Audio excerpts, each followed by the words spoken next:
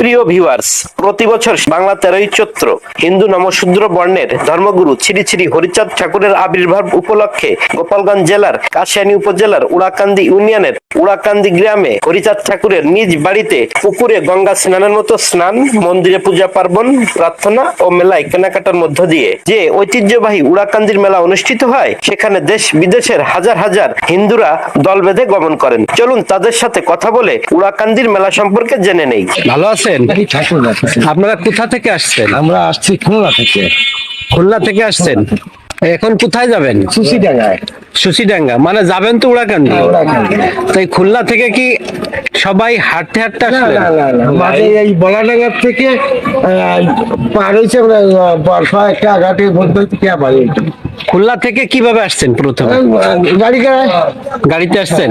আর হাঁটবেন কত দূর? এই যে সুসিডাঙ্গা এইটুকু এই বিল এতটুকু হাঁটবেন, এরপরে আবার ওখান থেকে গাড়িতে উঠে ওখানে কি আজকে রাতে থাকবে? হ্যাঁ, ওখানে যাই। ওখানে খাওয়া দাওয়া? হ্যাঁ, খাওয়া দাওয়া ওখানে। এই জায়গা কি আপনাদের ওই আত্মীয় স্বজন না আপনাদের এই কোনো না, না, আমাদের সংগঠন? ভক্ত বাড়ি। আপনাদের মূল মেলা যেটা উড়াকান্দির মেলা যে বলা হয়, সেটার সম্পর্কে একটু বলেন। কবে কি হয়? কোন আজকে রাত 9টার থেকে শুরু হচ্ছে, কাল রাত 9টা পর্যন্ত।